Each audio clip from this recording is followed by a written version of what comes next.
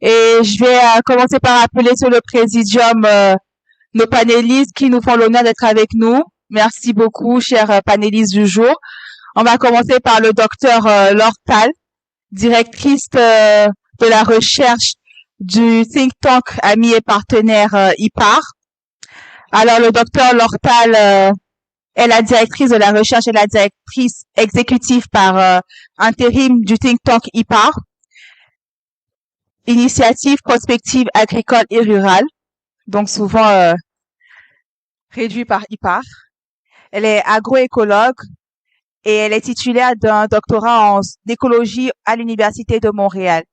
Elle a été chercheure à l'Institut sénégalais des recherches agricoles de 2014 à 2020 et directrice du laboratoire national de recherche sur les productions végétales de l'ISRA de 2019 à 2020. Dr Tal mène des recherches sur l'intensification écologique et l'impact des changements climatiques sur les agrosystèmes. Donc, merci beaucoup encore une fois, docteur, d'être parmi nous aujourd'hui. Je vais appeler son copanéliste, Monsieur Ibrahima Yahya de ICG. Il est directeur adjoint du projet Sahel de l'International Crisis Group. Il est titulaire d'un doctorat en sciences politiques à l'université de Floride. Et sa thèse portait notamment sur l'islam et les contestations politiques dans la région du Sahel. Il s'agit donc d'une étude comparative des phénomènes de manifestation, d'émeutes et d'insurrections djihadistes en Mauritanie, au Niger et au Mali. Il est aussi le cofondateur et chercheur associé du Sahel Research Group. Merci beaucoup d'être avec nous aujourd'hui, docteur.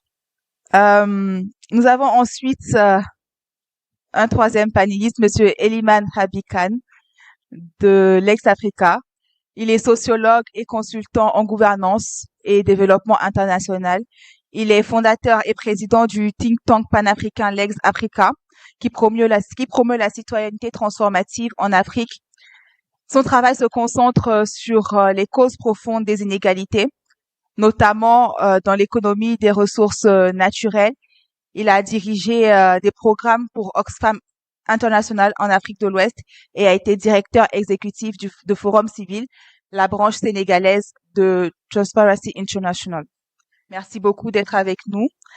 Nous allons terminer maintenant ce panel avec Monsieur Faïraman Rodrigue Koné de ISS.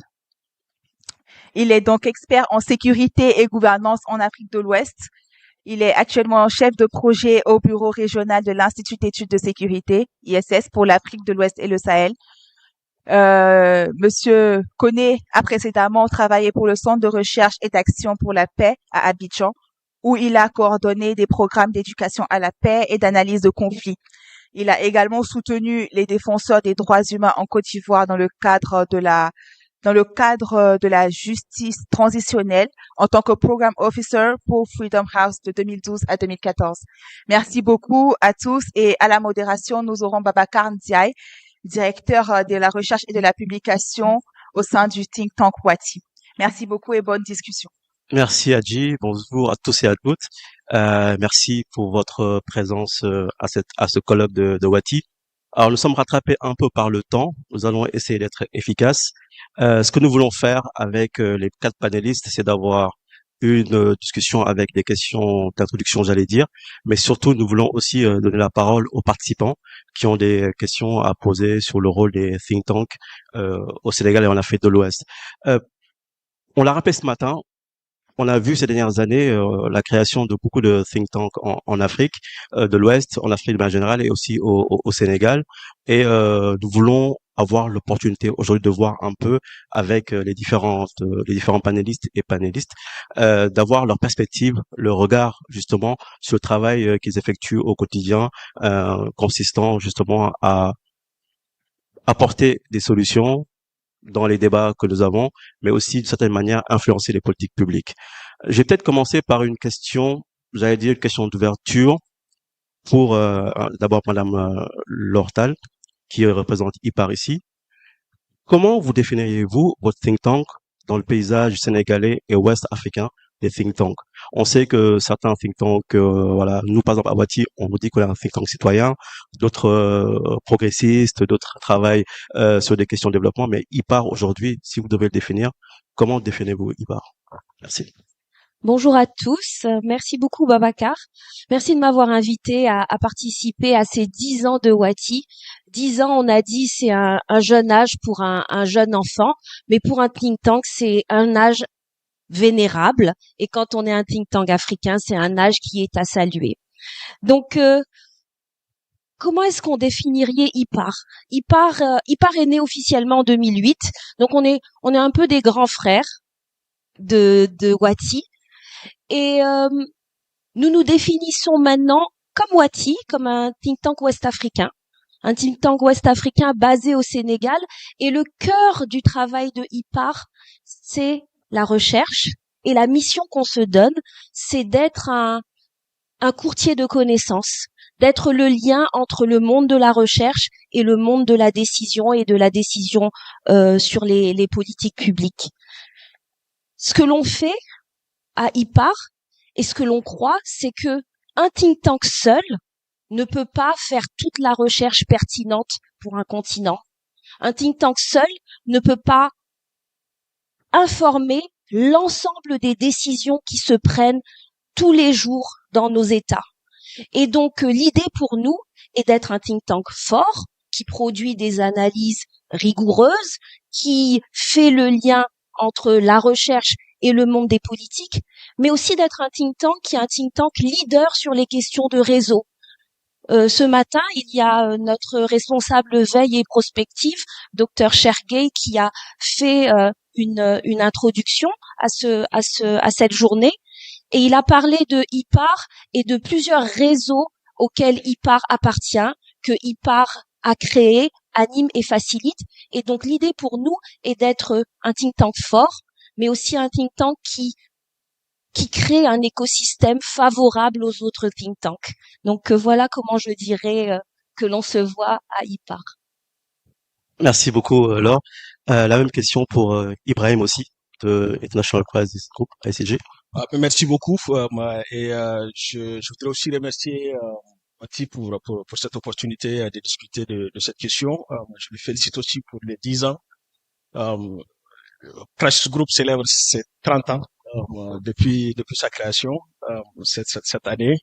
Et le projet Sahel pour lequel je travaille célèbre, disons, existe depuis aujourd'hui, disons, 18 ans.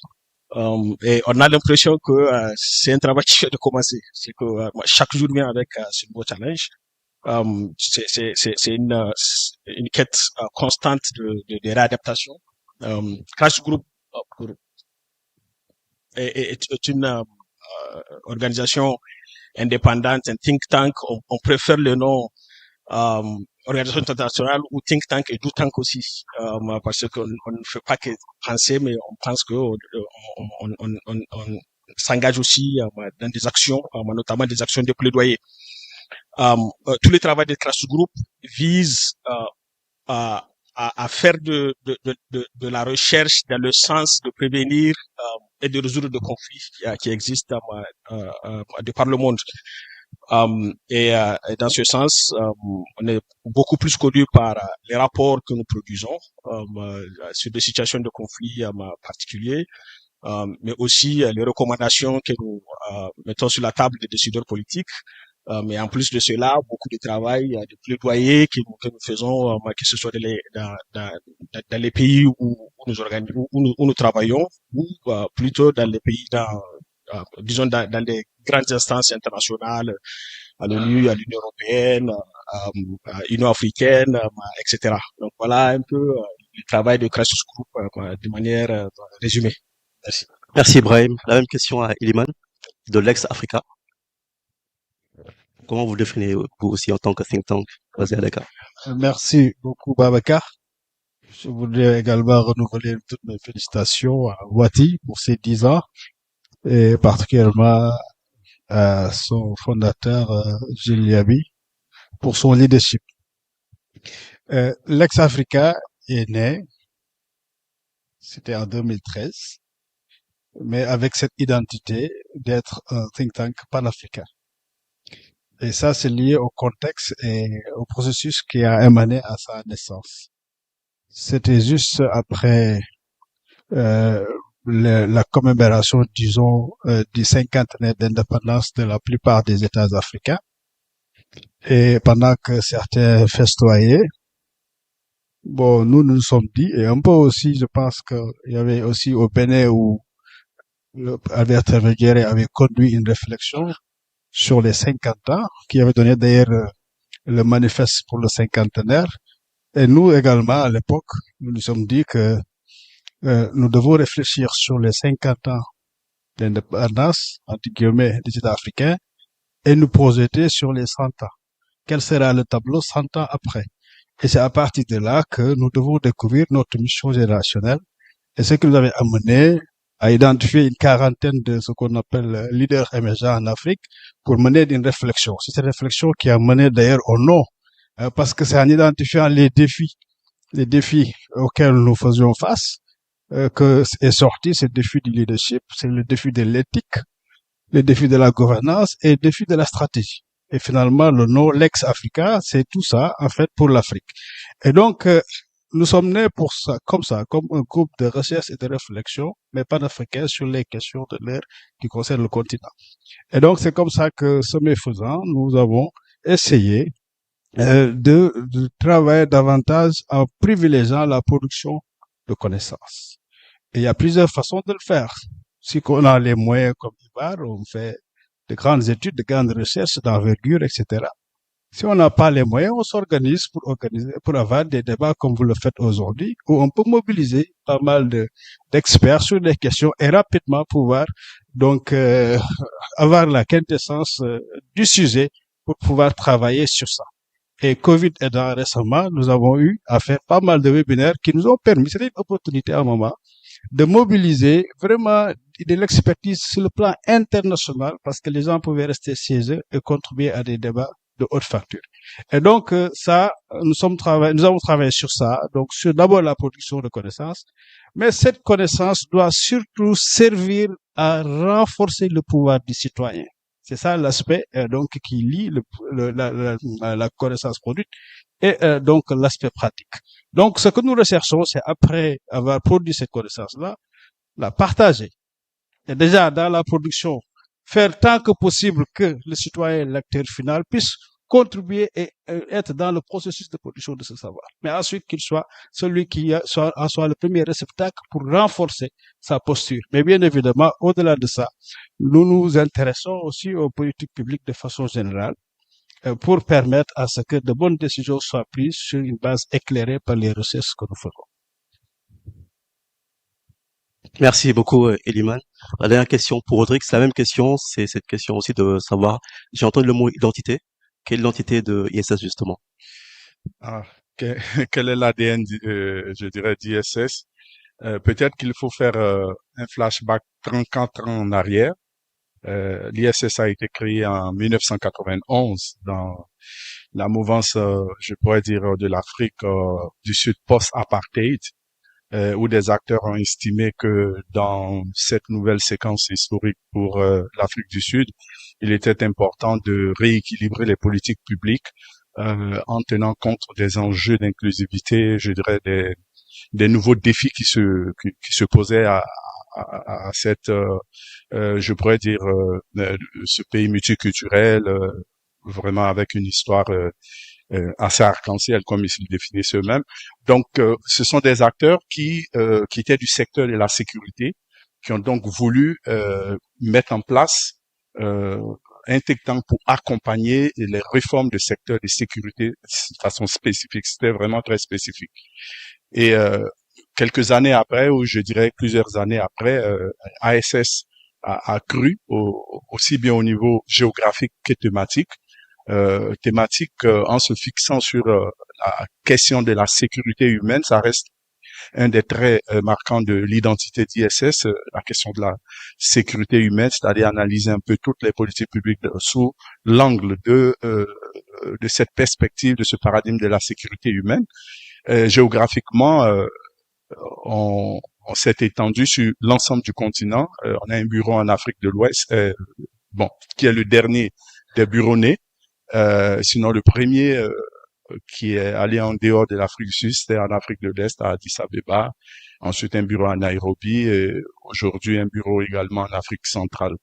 Et cette perspective, je dirais, d'ancrage continental constitue la seconde aussi identité pratiquement d'ISS dans la mesure où nous étant dans un ancrage régional, notre capacité à lire les problématiques nationales et régionales dans une perspective continentale vient du fait qu'on a cet ancrage assez large qui nous permet d'avoir une analyse beaucoup plus globale et plus holistique un peu des défis qui se posent de façon spécifique à chaque pays en Afrique de l'Ouest, mais également aussi une des marques, je pourrais dire, d'ISS, c'est sa capacité à tisser des partenariats stratégiques. Peut-être qu'on en reviendra dans la démarche et dans la méthodologie qui découle pratiquement d'une vision qu'on a de la recherche-action en tant que outil décisionnel important qui doit être au service à la fois des décideurs, mais également des populations.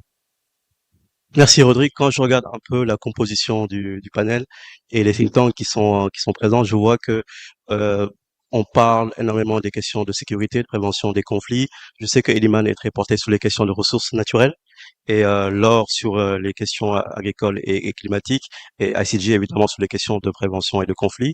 Et la question que j'ai envie de vous poser à tous les quatre, c'est de savoir finalement en tant que think tank comment on fait pour influencer les politiques publiques.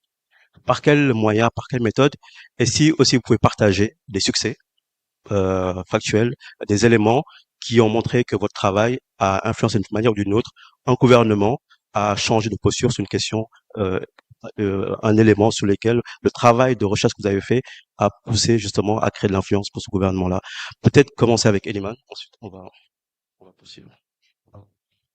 Merci beaucoup. Effectivement, il y a eu pas mal on peut dire, success story, au-delà même de notre organisation, mais ma propre expérience déjà avant, quand je travaillais dans vous l'avez rappelé tout à l'heure, la section sénégalaise Transparency sur ces forums civils, parce que on parle de think tank, mais beaucoup de nos organisations dites de la société civile utilisent les mêmes approches depuis très longtemps. C'est-à-dire la recherche d'abord, ensuite sur la base de la recherche, faire le plaidoyer nécessaire pour que des publics puissent avancer. Et là, je me rappelle, par exemple, si le Sénégal a fait beaucoup de bons en avant dans la gouvernance des ressources naturelles, en 2010, par exemple, une des peut-être études pionnières a été faite sur la gouvernance des ressources naturelles dans ce pays. C'était même une monographie sur Kédougou qui essayait de montrer un peu où est-ce que nous en sommes aujourd'hui dans ce pays en matière d'absence d'information, de non-transparence, et je ne parlais même pas des revenus qui étaient qui n'étaient que des traces. S'il fallait voir un rapport de l'IGE pendant 15 ans, le Sénégal n'a pas enregistré 14 milliards de l'exploitation de ces ressources alors qu'on les faisait depuis longtemps. Alors, une étude qui a été faite, qui a été présentée à l'époque, il y avait le Conseil économique, social et environnemental qui était là, qui a été présentée au conseiller, et ce conseil, comme vous le savez, fait des notes au président. Et sur cette base-là, effectivement, que l'ancien président, Abdoulaye Wade, avait pris la décision, en 2012, de faire entrer le Sénégal à l'initiative pour la transparence des industries extractives. Parce que c'était Abdoulaye Wade d'abord, Et sur la base de cette édification qui a été faite, et effectivement, ça a été confirmé par le président Macky Sall bien plus tard, en octobre 2013. Mais avant de partir, Abdoulaye Wade avait déjà fait une déclaration publique sur ça. Et même le Conseil des ministres du 2 avril 2012, si vous voyez les archives, a traité de la question de l'entrée du Sénégal à l'ITIE. Ça, c'est par exemple une expérience intéressante.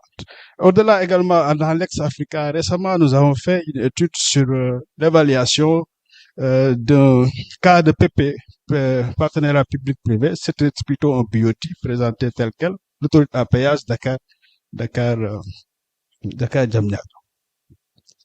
Alors, cette étude a pu montrer, avec aussi un mouvement citoyen qui avait mis en place, des citoyens usagers pour dire que c'était cher ce qu'on payait, les normes n'étaient pas respectées sur le plan environnemental, etc., sur le plan sécuritaire et autres.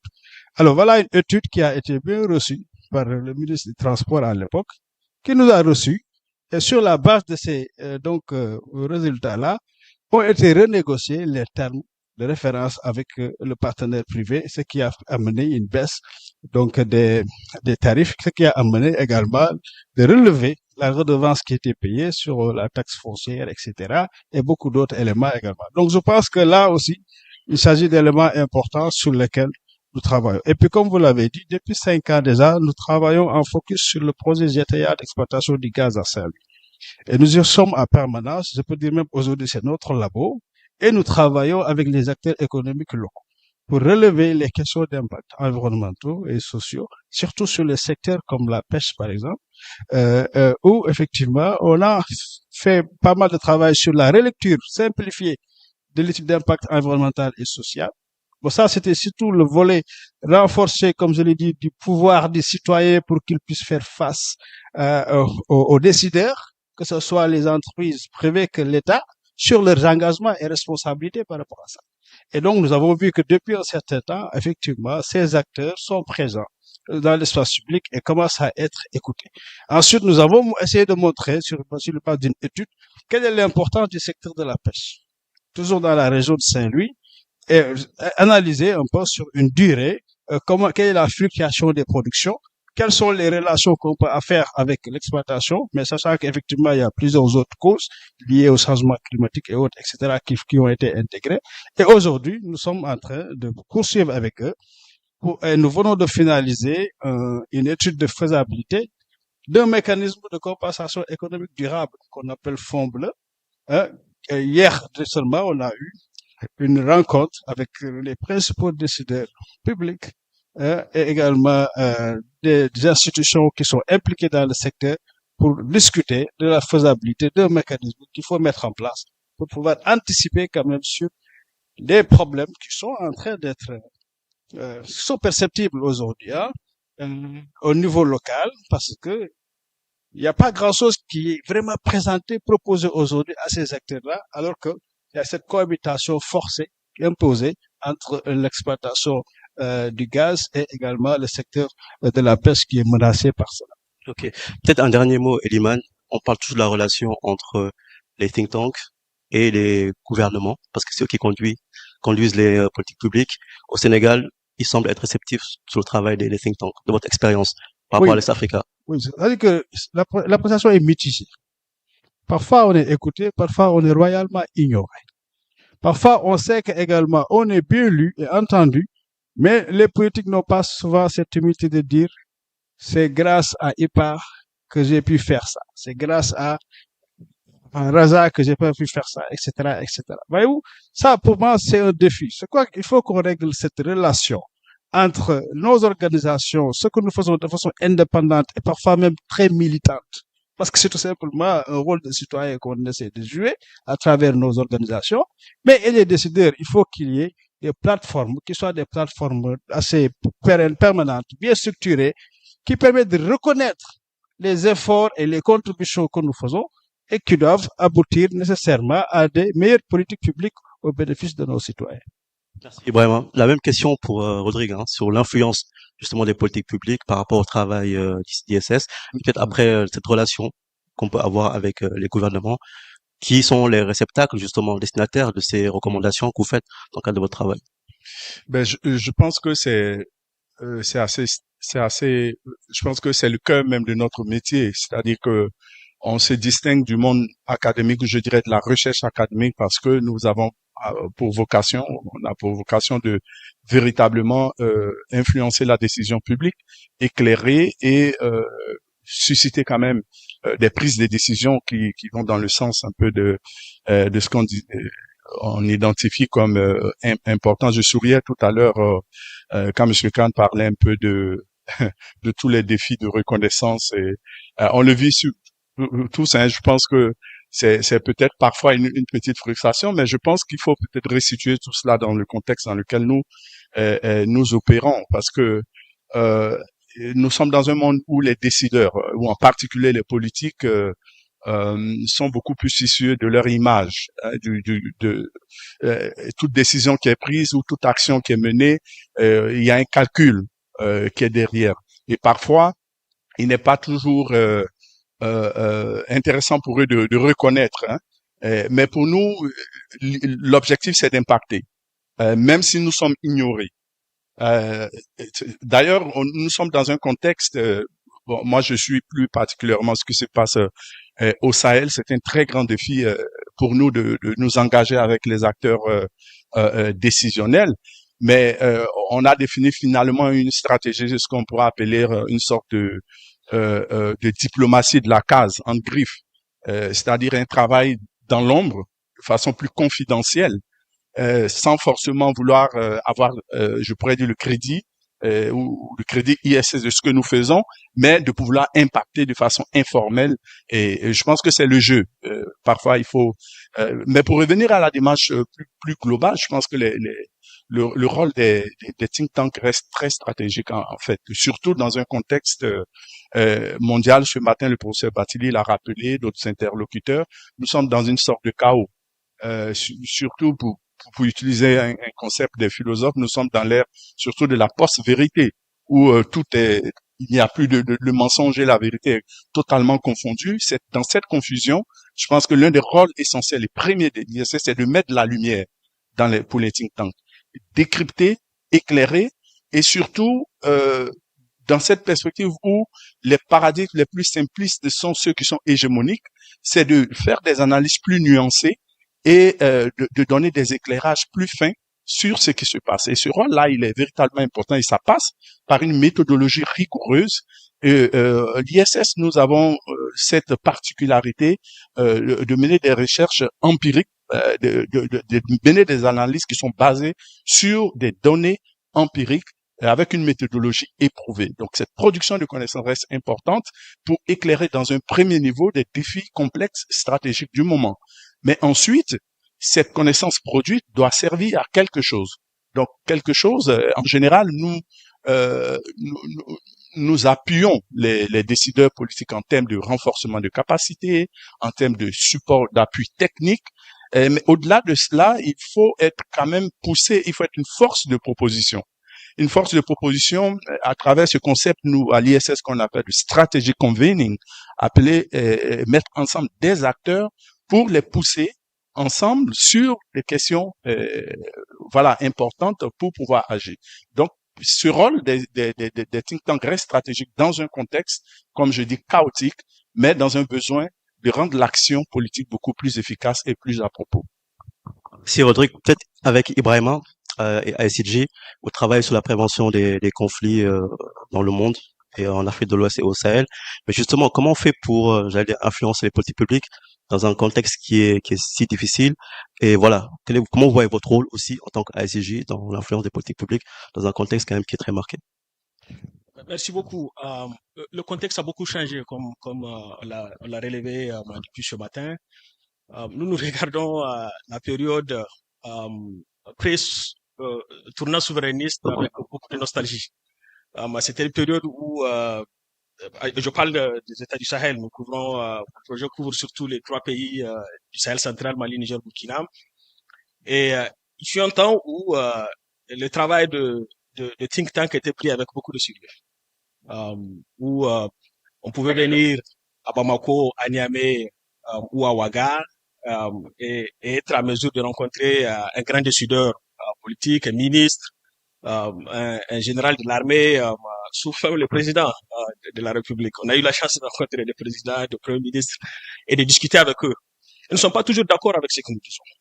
Mais au moins, il y avait un débat constructif, contradictoire. Quand ils ne sont pas d'accord, ils ne le disent, qu'ils ne sont pas d'accord. Je me rappelle encore que en 2020, on avait écrit un papier sur la frontière Mali-Niger, et dans lequel on a analysé les décisions de l'État du Niger sur la question du dialogue avec le groupe. On parlait surtout de l'époque où Bazoum était ministre de l'Intérieur. Et Bazoum n'était pas d'accord avec l'analyse que l'on faisait des décisions qu'il a menées en tant que ministre de l'Intérieur.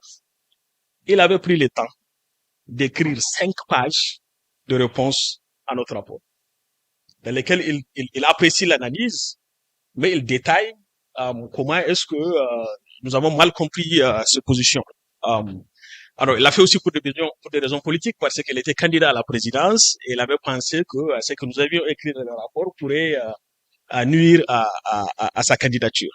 Mais quand même, c'était un degré d'engagement qui était très important. Un autre acteur, qui était le général Aboutarka, qui dirigeait la HACP, il a écrit 2 pages de réponse sur ce rapport-là. Donc, il y avait un engagement. Même quand on n'est pas d'accord, il y a un débat avec ces décideurs-là.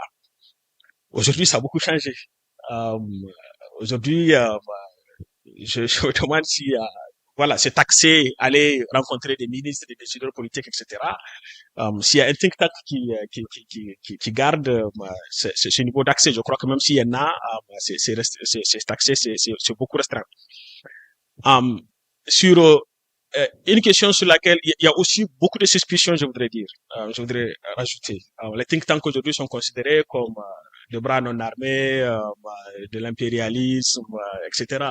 Beaucoup des analyses que nous mettons sur la table ne sont pas pris avec le sérieux, ou sinon elles sont prises dans un discours tendancieux à vouloir influencer dans un autre sens les marches du pays. Donc on est dans un contexte d'un discours très très polarisé, dans lequel les nuances qu'apportent les think tanks ont du mal à trouver à être audibles, surtout auprès des décideurs. Un sujet sur lequel nous avons eu de l'influence, je dirais, c'est le sujet des dialogues avec le groupe djihadiste. Depuis 2018, moi, quand j'ai rejoint Crisis Group, c'était le premier dossier sur lequel j'ai beaucoup travaillé. On avait analysé la situation sécuritaire. On s'est dit que il y a pas, la solution militaire ne pouvait pas, disons, être la solution finale à ce conflit-là. D'une manière ou d'une autre, les États vont, à un certain moment ou à un autre, décider d'aller vers un dialogue politique, un engagement politique avec le groupe armé. Et on avait commencé à travailler sur cette question-là. On a produit des rapports d'analyse qui essayent, disons, d'analyser quels sont les obstacles à ce dialogue et quelles sont les solutions à ces obstacles-là. On l'avait fait sur le Mali, on l'avait fait sur le Niger, on l'avait fait sur le Burkina. Presque toutes nos productions de l'époque sur la crise sécuritaire aboutissaient à une recommandation dans l'essence d'aller vers le dialogue avec le groupe djihadiste. Au moment où on avait commencé à parler de ça, il y avait beaucoup de résistance. Et je voudrais dire, je dirais que nous ne sommes pas les seuls.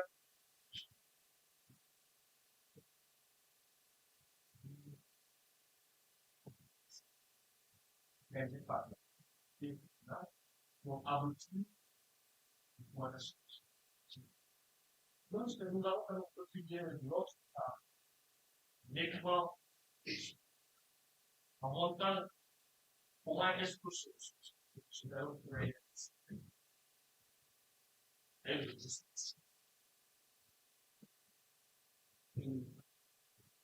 les positions avaient commencé à évoluer. En 2020, le président Ibeka était sorti pour dire que on comprend que cette crise ne peut pas se terminer que de manière militaire, s'il y a des passerelles à travers lesquelles on pourrait s'engager dans des discussions avec ce groupe-là, il fallait les saisir. Donc, elle avait fait une ouverture à l'idée des dialogues. Les djihadistes avaient répondu aussi en disant que nous sommes ouverts à l'idée de dialoguer avec les autorités. La position a aussi évolué au Burkina Faso, elle a aussi évolué au Niger quand Bazoum était venu au pouvoir en 2022.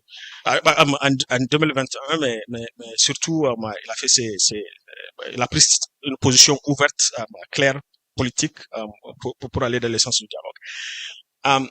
Et donc, on a vu cette tendance à l'ouverture à l'idée des dialogues, mais qui s'est refermée plus tard avec le coup.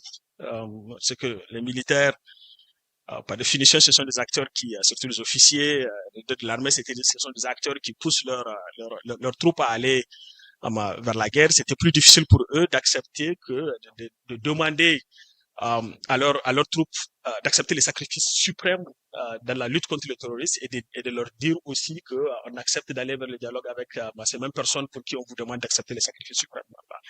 Donc c'était compliqué et on a eu un setback sur la question du dialogue même si ces derniers temps on sent quand même que certains de ces régimes militaires adoptent une position voilà moins catégorique sur la question du dialogue.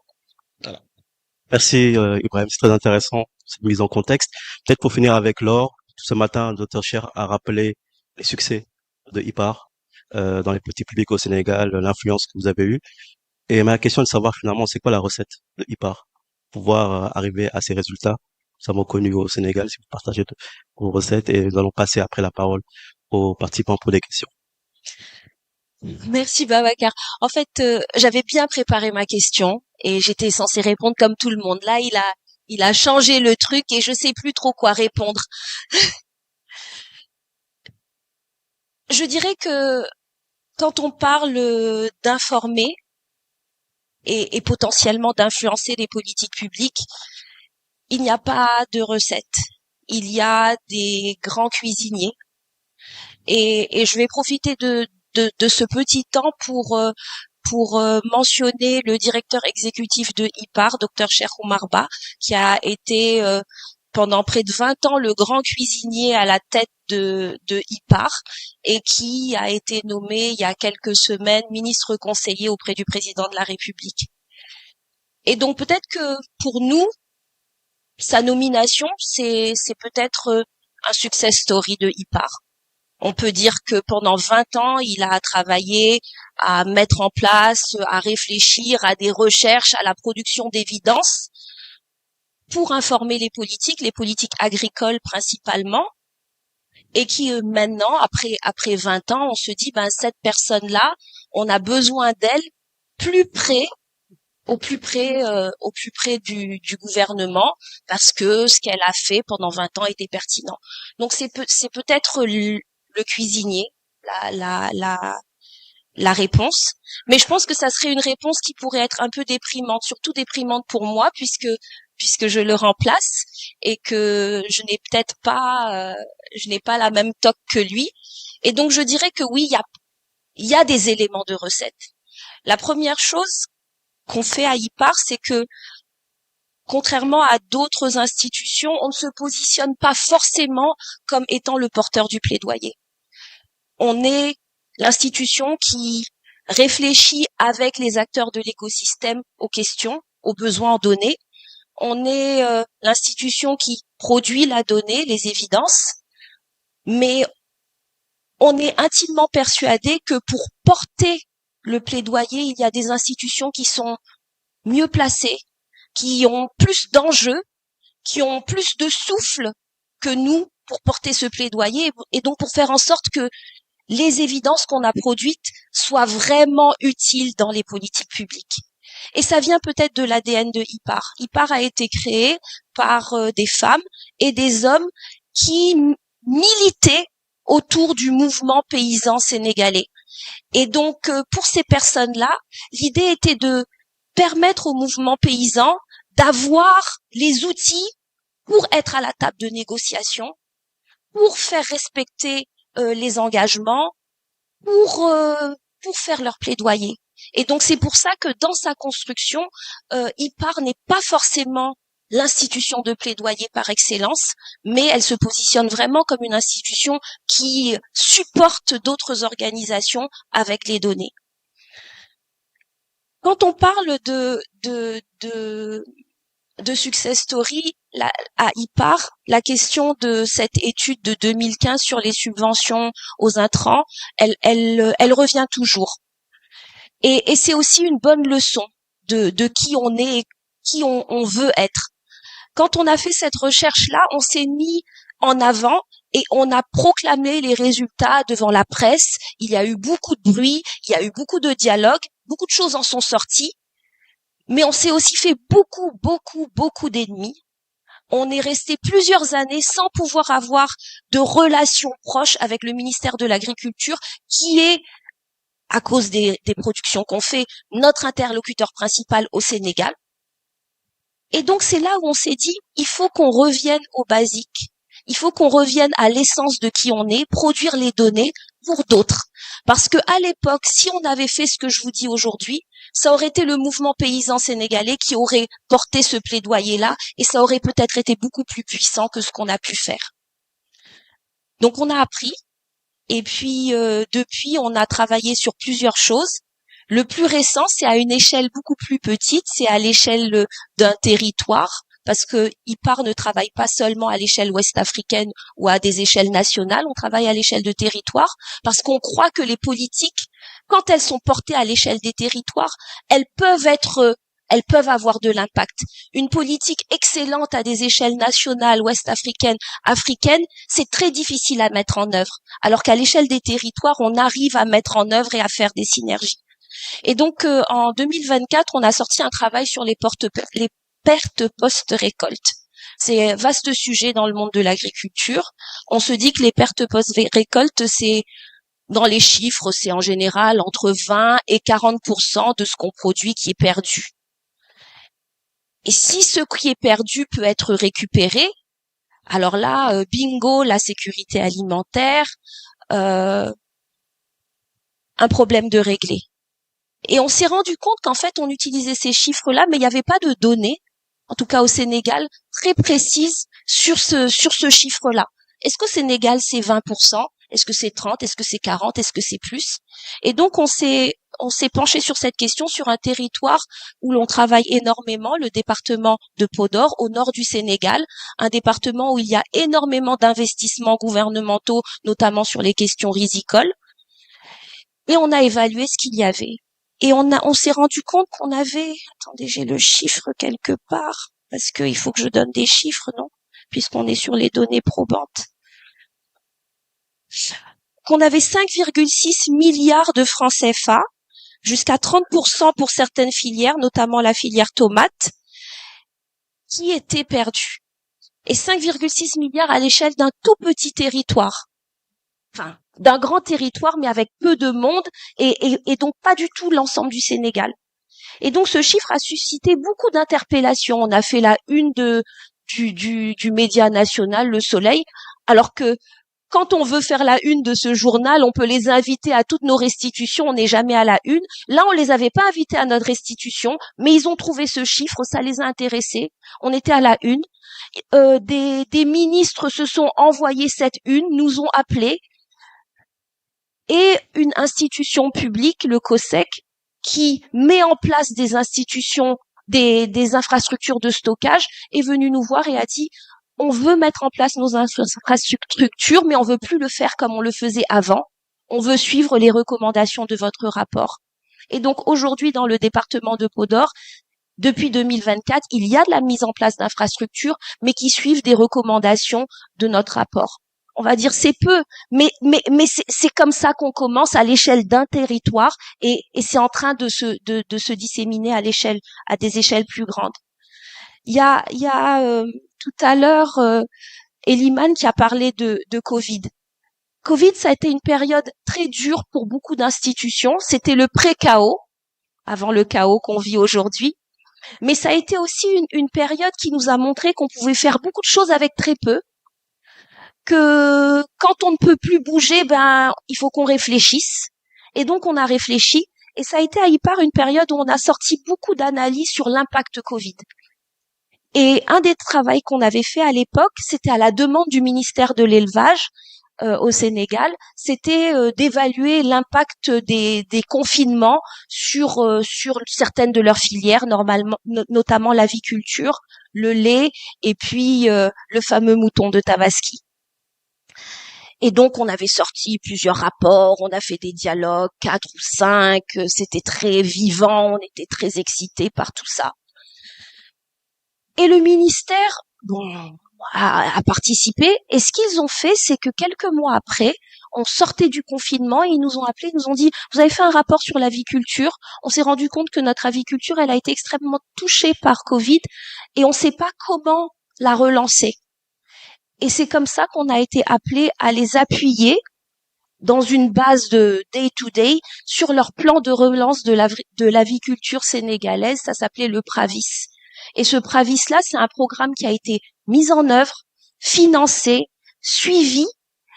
Et quand on parle d'agriculture avec un grand A au Sénégal aujourd'hui, un des sous-secteurs qui marche le mieux, c'est l'aviculture.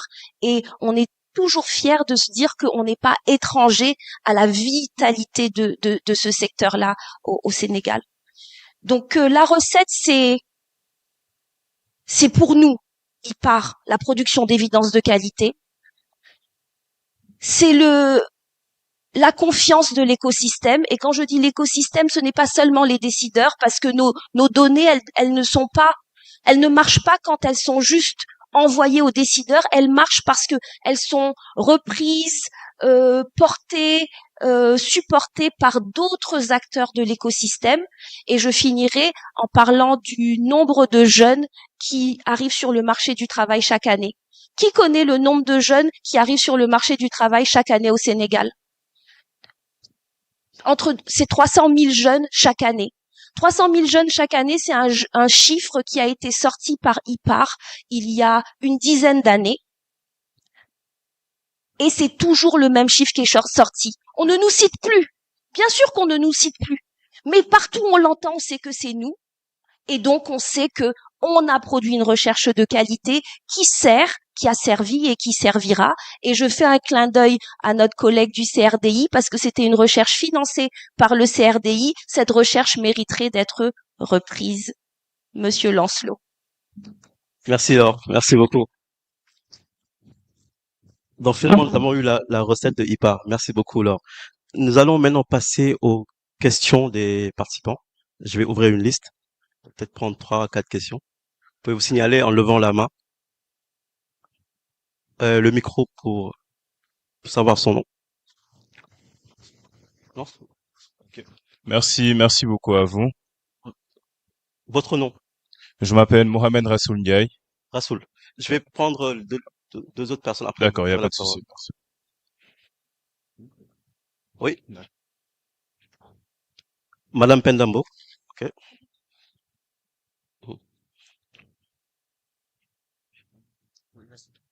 Madame Marina. Oui. Il y a le monsieur qui est là.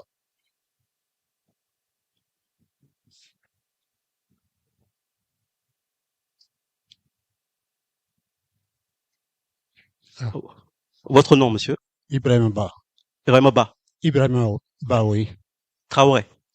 Ba, ok. On va peut-être prendre une dernière personne. Oui, je vois une main. Ah, Iba. Oui. Ibrahim Maïga. Ouais. Merci. Donc, nous allons commencer par monsieur Rassoul Ndiaye. On va essayer d'être rapide dans la prise de parole parce qu'il nous reste une quinzaine de minutes. Merci. D'accord. Merci beaucoup à vous. Déjà pour les interventions qui, je trouve, étaient... Merci beaucoup à vous pour les interventions qui, je pense, sont très intéressantes. Alors, je pense que vous connaissez déjà mon prénom et mon nom, ça va suffire. J'avais une question qui est en soi une question d'inclusivité, parce que je pense qu'aujourd'hui, vous êtes dans la production de connaissances.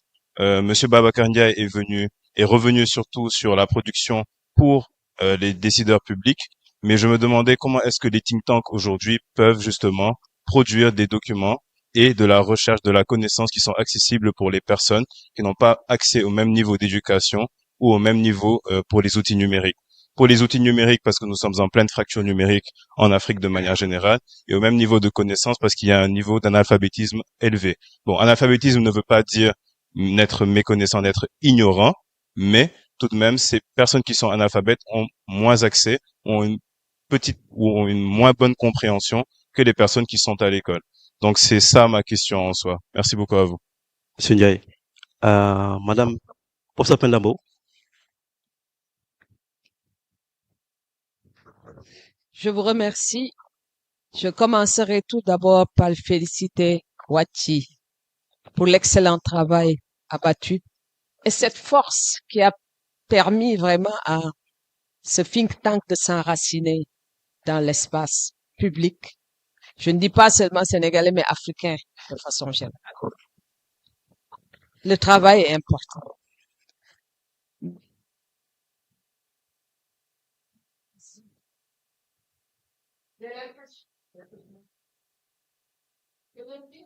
Aujourd'hui, et ça en partie véritablement, et qui sont écoutés par le président de tout le temps dans le-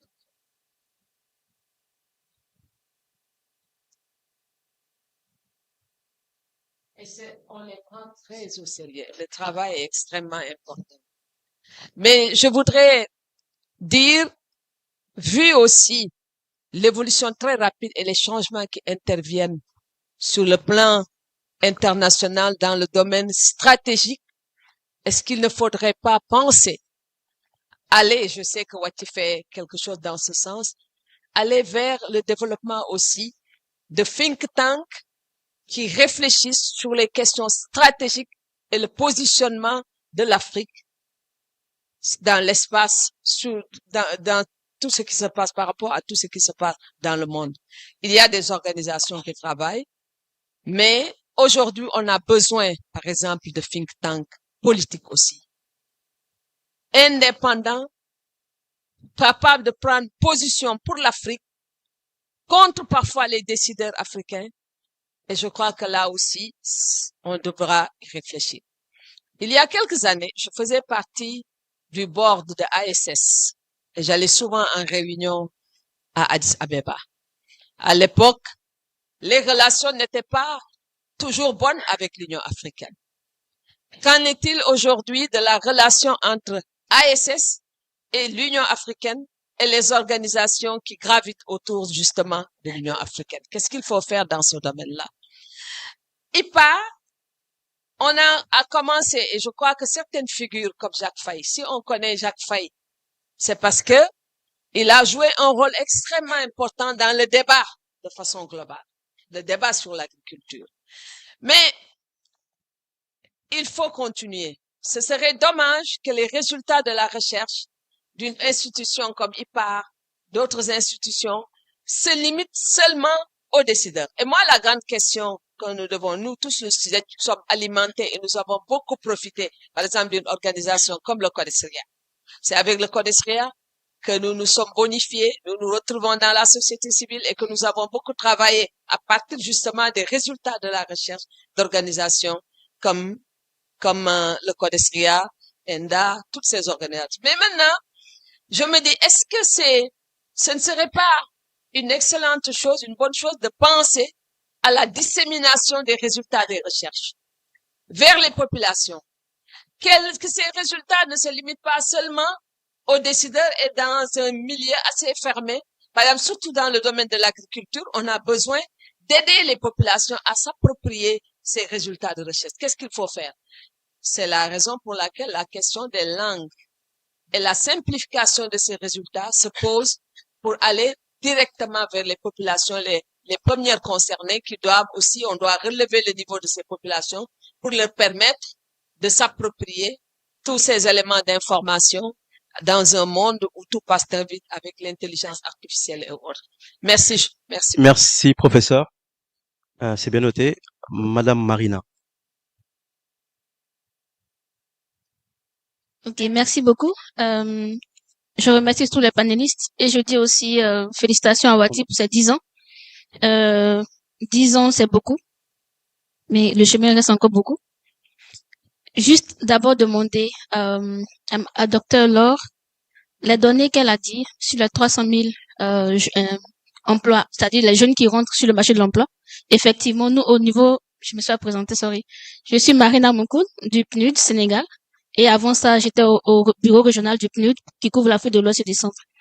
Donc, je m'occupe de tout ce qui est jeunesse au niveau du PNUD.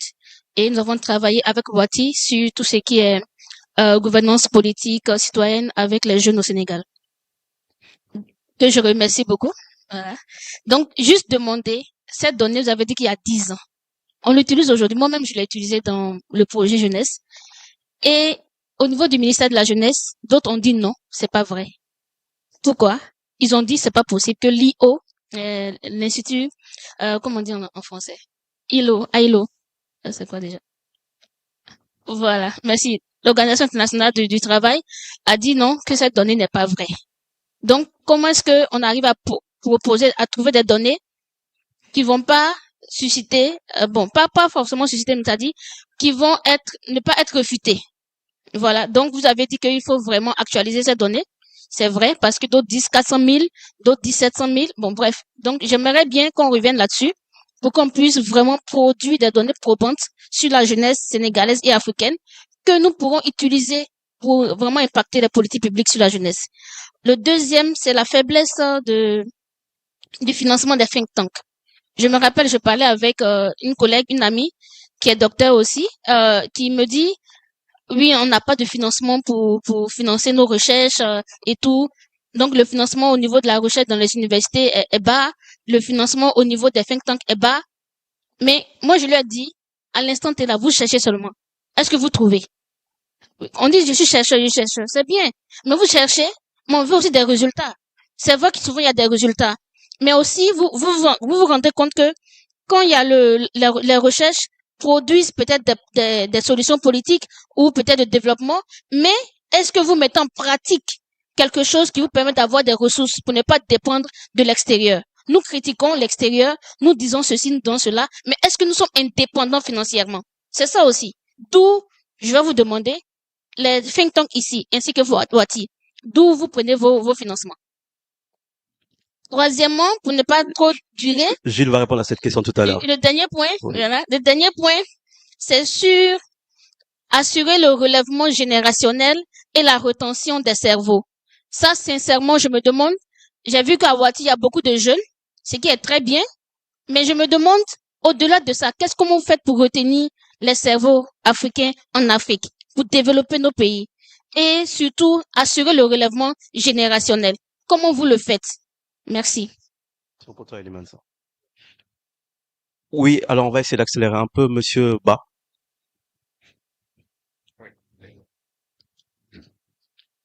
Merci, c'est Ibrahim Ba, Sénégal, l'Association sénégalaise d'évaluation.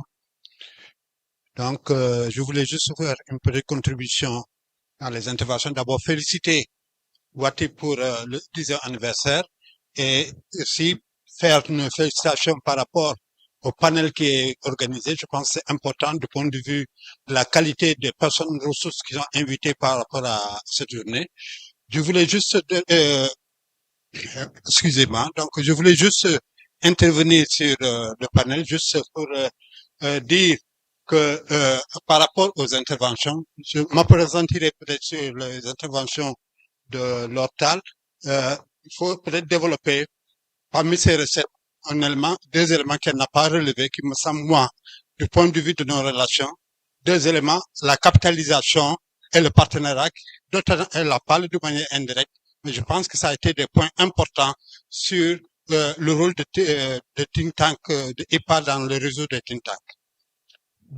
L'autre élément de question, c'est une question ouverte. C'est la question de la concentration de la culture de savoir. Il y a beaucoup de thèmes et chacun travaille sur son domaine. Je pense qu'il est important de faire une concentration sur la production. Et deuxième aspect, c'est comment gérer justement les connaissances qui sont produites. Est-ce que c'est individuel? Est-ce que c'est un réseau? Et comment gérer justement la gestion de ces connaissances qui sont produites dans le cadre des réseaux think tank? Je vous remercie. Merci beaucoup, Monsieur Ba. Et pour terminer, Ibrahim Maïga. Merci beaucoup, Babacar. Alors, je me présente Ibrahim Maïga de l'International Kaizen Group. J'ai peut-être une observation, une question adressée au panel. Tout d'abord, félicitations à tous les panélistes. Je me retrouve entièrement à la fois dans les défis, mais aussi dans les pistes de solutions. Notamment une qui a été évoquée, me semble, par Madame Laure, qui est l'approche, en fait, basée sur les avantages comparatifs. C'est les think tanks. Fait que chaque think tank fait un peu ce qu'il sait faire, ce dans quoi il est bon,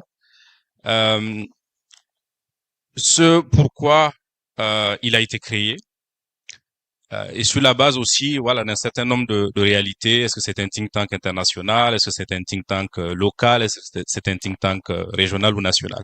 Donc, je pense que chacun des think tanks a au moins un avantage comparatif par rapport aux autres. Et je crois que ce panel le reflète assez.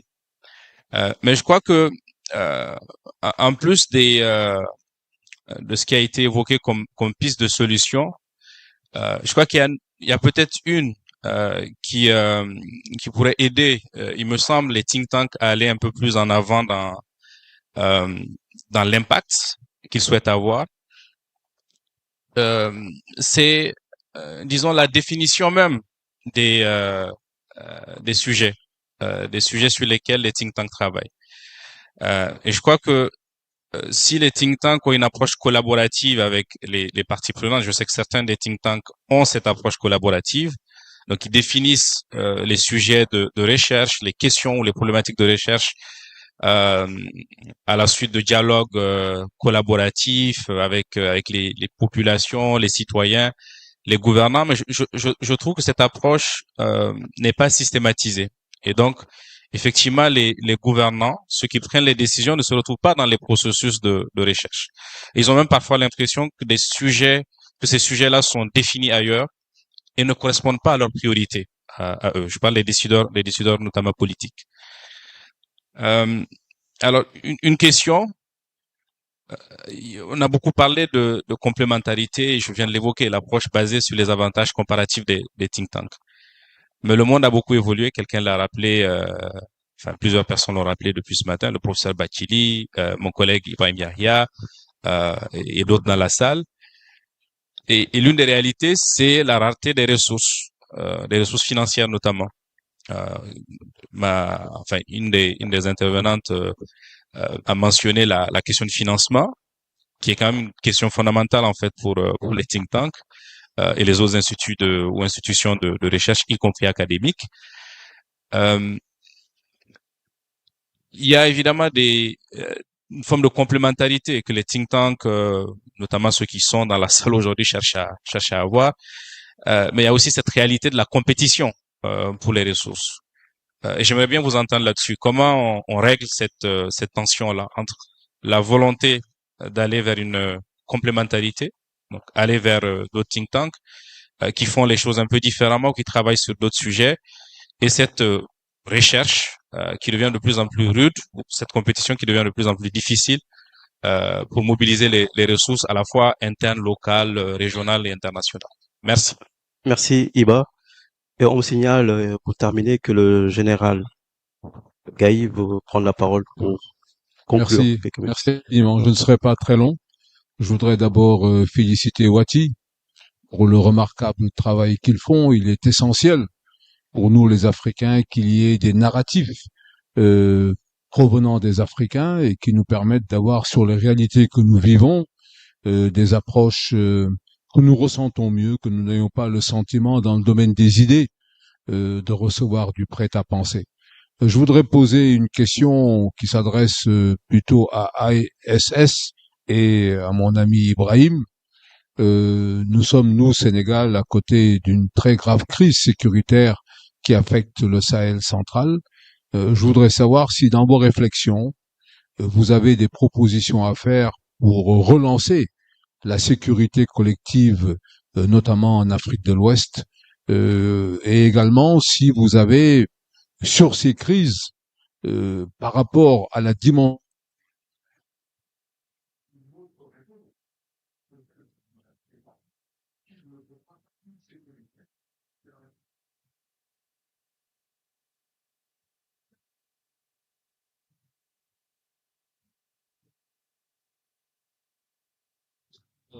qui sont sous menace imminente, si ce n'est d'abord de la sécurité.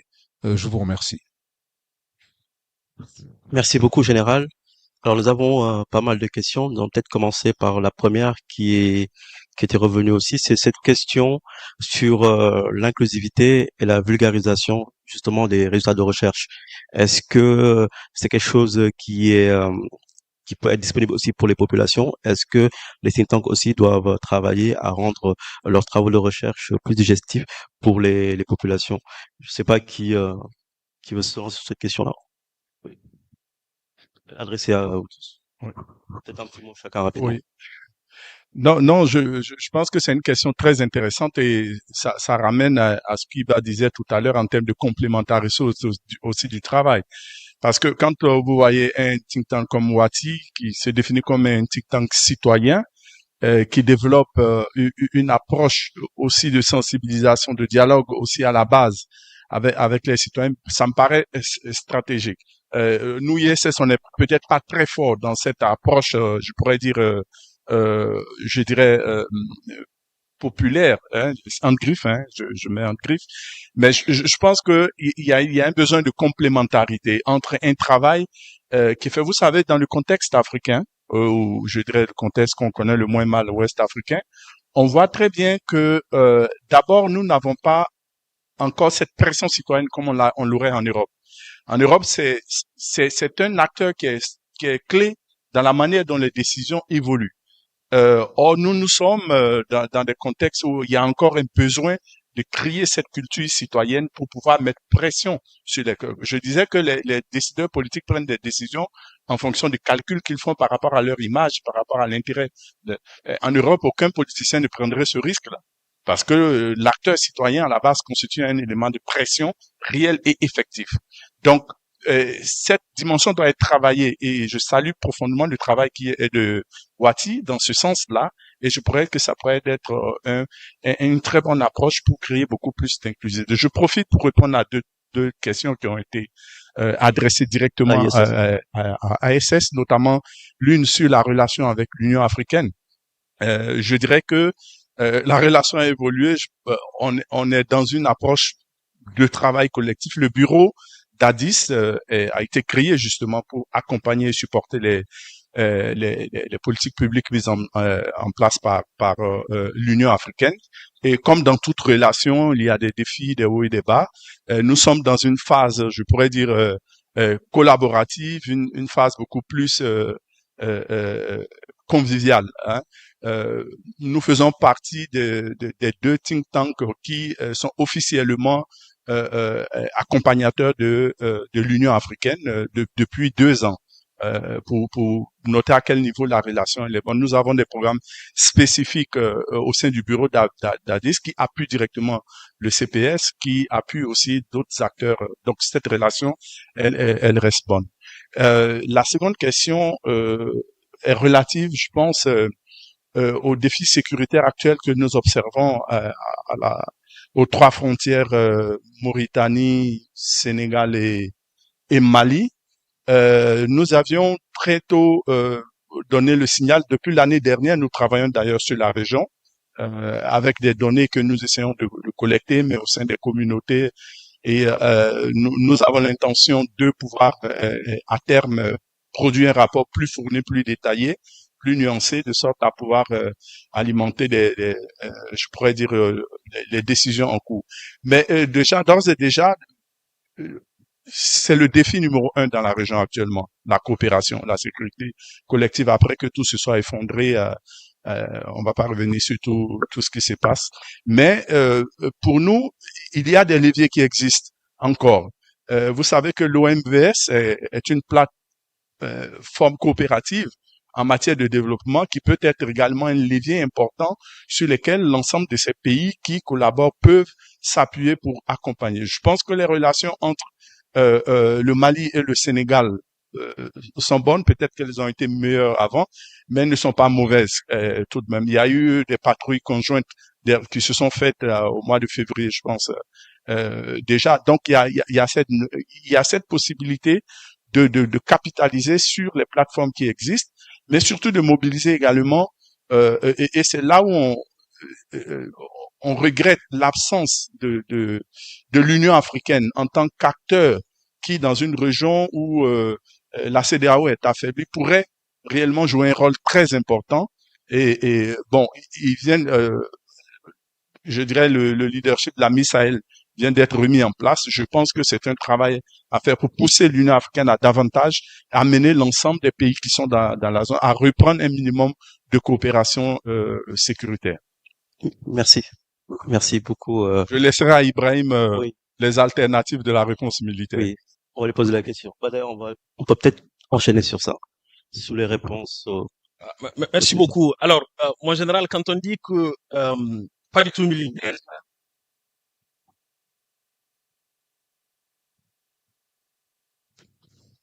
la réponse militaire et la réponse politique à donner à cette crise-là.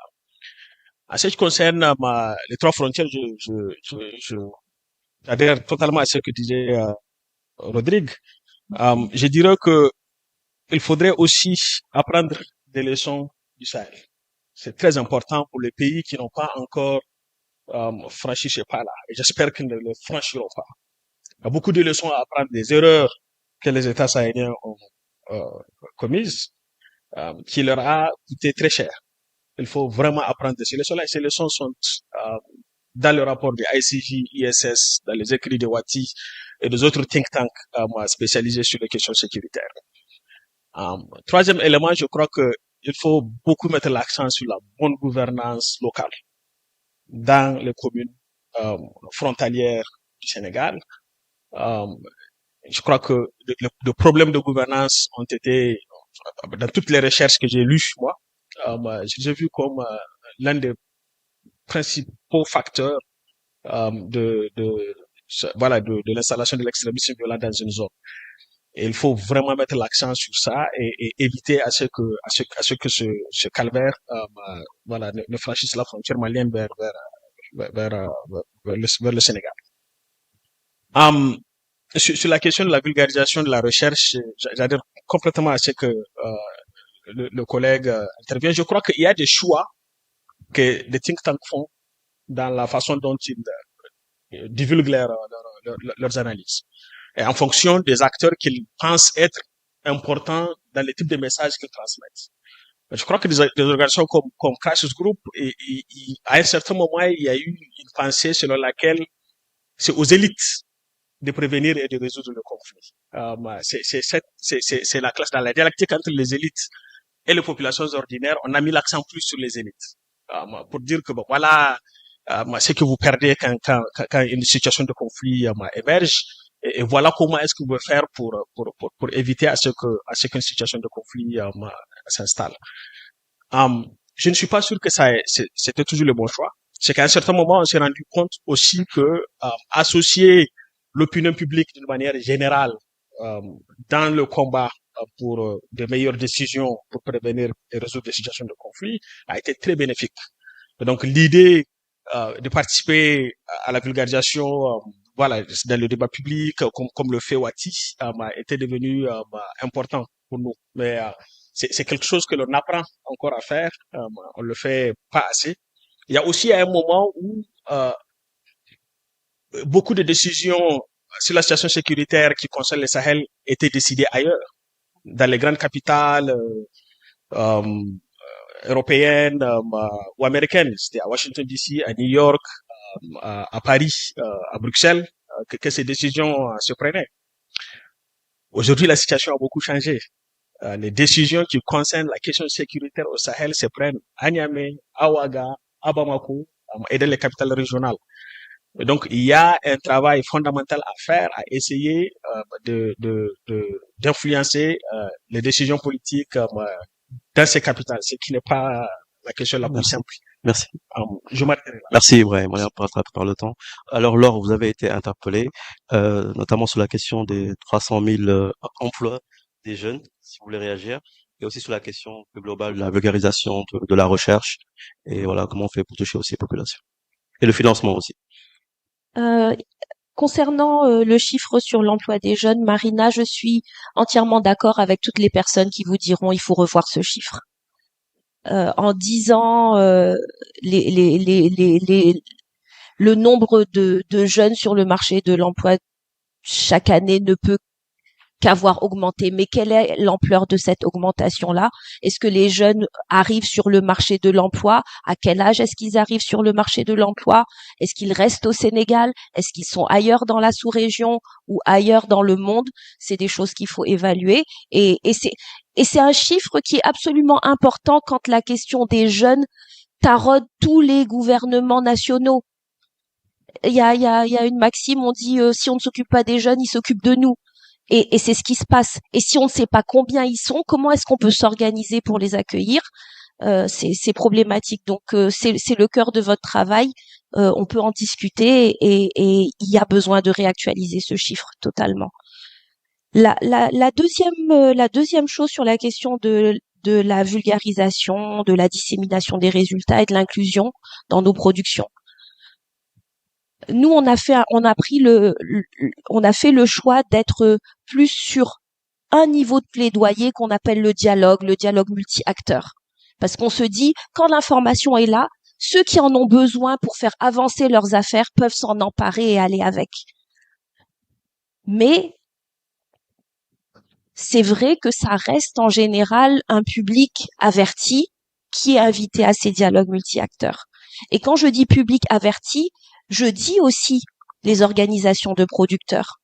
Parce qu'on est dans des écosystèmes où quand on parle d'agriculture, les producteurs ont des organisations fêtières qui les regroupent.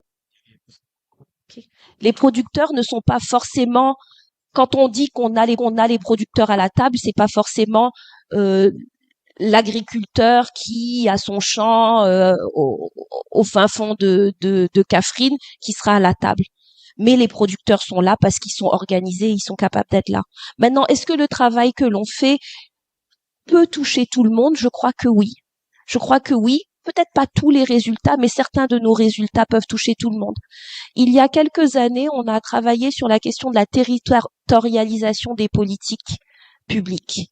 Et quand on a parlé de territorialisation et des territoires, il nous paraissait important que les acteurs du territoire, quels qu'ils soient, puissent comprendre les tenants et les aboutissants au sein de leur territoire, qu'est-ce qui se passe, les défis, les données, les choses clés. Et c'est comme ça qu'on a organisé des forums territoriaux. Le premier forum que IPAR a organisé, c'était à Podor. Et c'était un forum populaire. C'était un forum populaire où toute la population de Podor était invitée à participer à ce forum-là. Et ça ne nous a pas empêché d'avoir au cours de ce forum-là des débats de très haut niveau sur les questions de développement de Podor. Cette initiative-là, elle nous a tellement marqué qu'on a décidé de la reprendre et au début de l'année, en janvier, on a fait un forum sur les terres salées dans une toute petite commune de la région de Fatick, la commune de Loul-Sessène, et on a fait là un forum qu'on a qualifié de national. C'était un forum national sur les terres salées dans une toute petite commune du Sénégal. Et il y avait des discussions scientifiques de haut niveau. Les plus grands spécialistes des questions de terres salées au Sénégal et de la sous-région étaient présents. Et ils ont partagé leurs connaissances en langue nationale. Et c'était pas facile pour eux.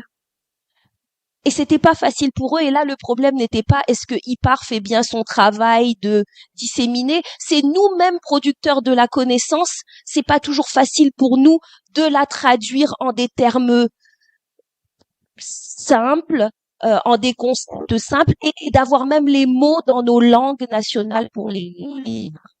On a réussi et on a eu pendant 3 jours entre 500 personnes et 1000 personnes présents, des gens qui venaient de leur petit village. Le premier jour, on était 500. Le dernier jour, on était 1200. Parce que du bouche à oreille, ils se sont dit, il faut absolument aller écouter ce truc-là, c'est important pour nous. Et maintenant, on nous dit, il nous faut un autre forum.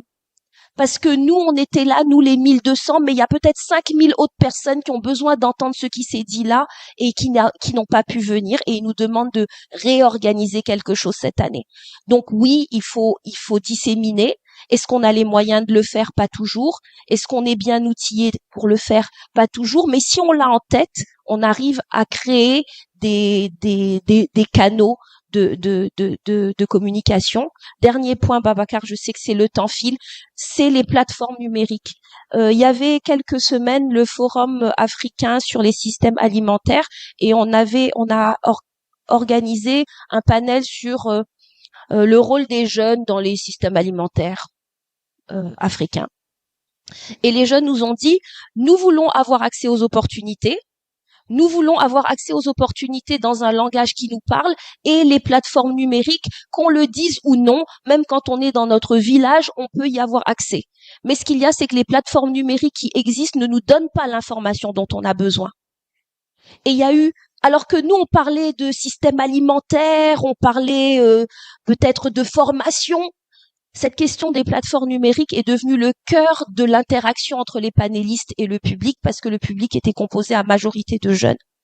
Et donc, nous, les think tanks, je crois qu'on a quelque chose à réfléchir là sur ces plateformes digitales-là, comment on partage les informations et comment on aide ceux qui tiennent ces opportunités-là, des financeurs, des banques, des gouvernements, des ministères, des gens qui font des formations, pour qu'ils puissent mettre en synergie ces opportunités-là pour des jeunes d'un pays ou d'un territoire.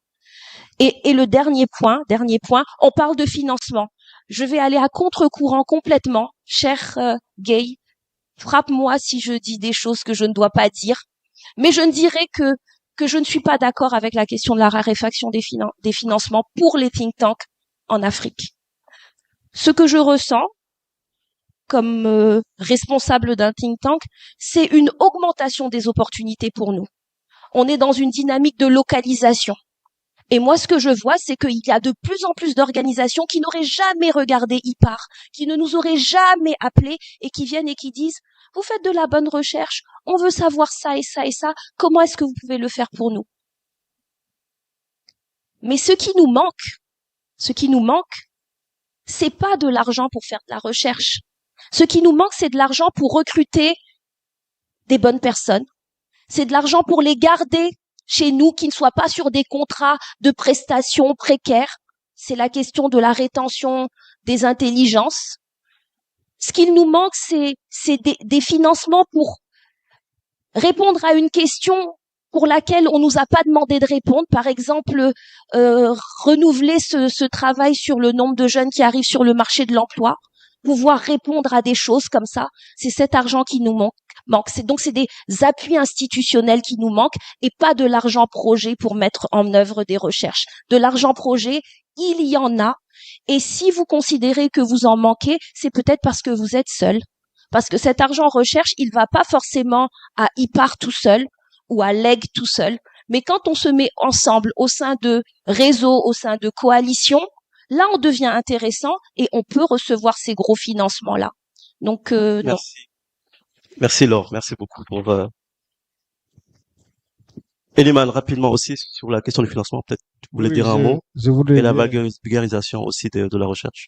d'accord, je voulais bien effectivement commencer par cette question-là parce que c'est vrai que heureusement Laura a été très précise à la fin de sa réponse parce que le vrai problème par rapport au financement, c'est pas la disponibilité des ressources, mais c'est l'orientation stratégique de ces ressources. Est-ce qu'il y a une option pour un financement qui permet à des organisations qui se veulent indépendantes, autonomes, d'être durables? C'est la question. Et ça, c'est une question encore stratégique. Parce que il faut s'interroger les sources de financement. D'où est-ce que vient cet argent? Et cet argent est disponible pourquoi? C'est la vraie question. Donc, ce qui fait que finalement, euh, la contrainte des organisations comme les nôtres, qui ont leur propre vision aussi, alimentées à des stratégies, également, ne peuvent pas prendre tous les financements disponibles. Ont des choix à faire également sur le type de financement à prendre.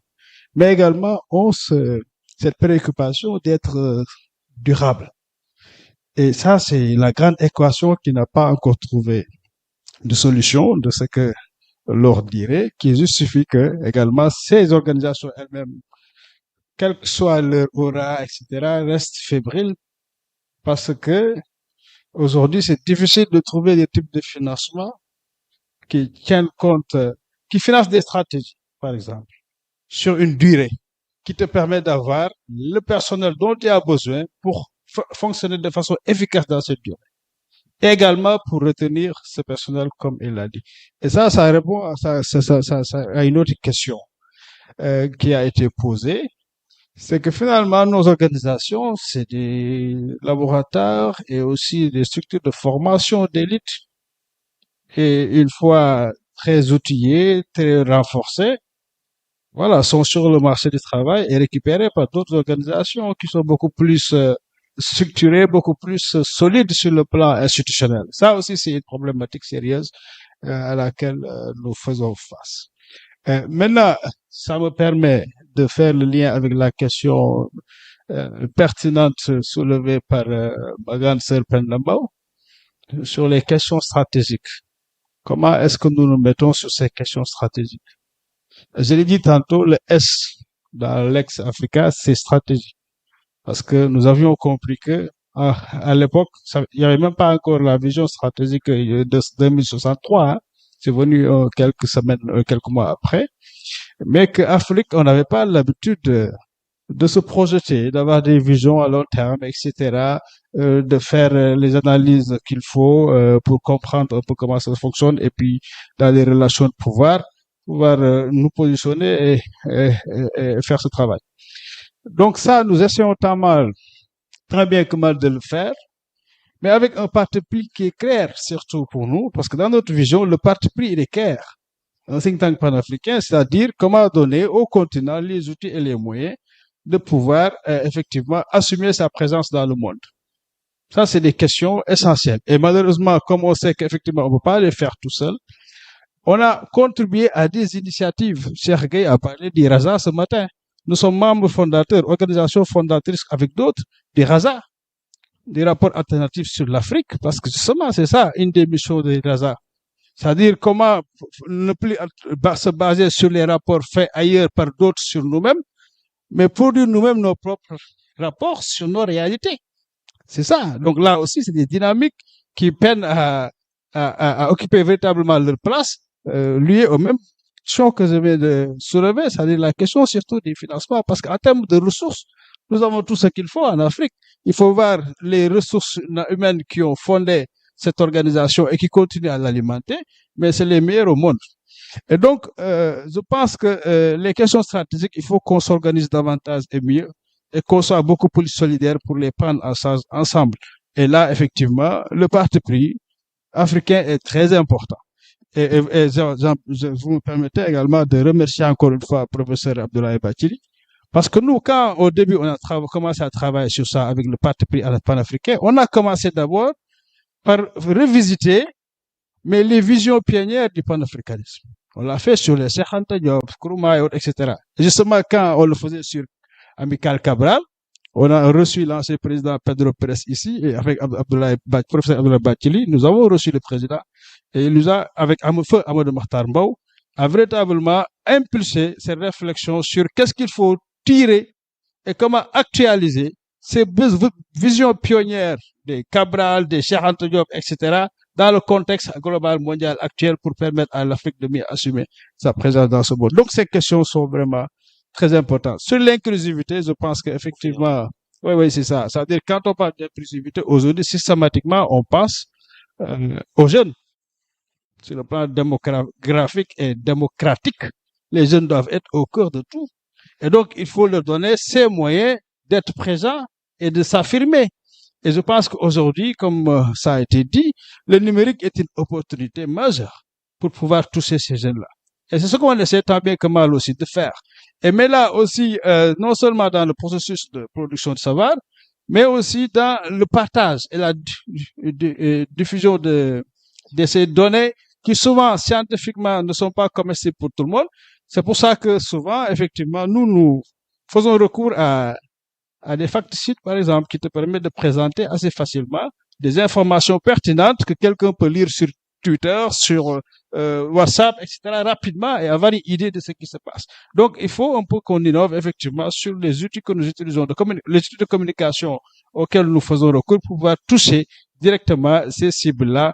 Et pareil, au niveau des communautés, leur parler, Spender l'a dit, les langues locales, il faut que les débats qui peuvent se faire ici à un certain niveau peuvent avoir le même niveau de débat, mais en langue locale, et vous allez être surpris de voir le niveau de connaissances empiriques endogènes qu'on peut avoir et qui peuvent alimenter tous les travaux que nous faisons. Merci. Merci beaucoup, Eliman. on est un peu rattrapé par le temps. Peut-être un petit mot. Oui, Voilà, rapidement. Sur rapide, la parce que question du financement, je crois qu'aussi le modèle sur lequel se basent les think tanks de financement, euh, heureusement, et dans tous les contextes chaotiques, il y a quand même ça nous pousse à réfléchir et à nous réinventer. Je pense que nous sommes trop tournés vers l'appui à l'aide au développement. Il faut ouvrir de plus en plus aussi vers le secteur privé, les fondations.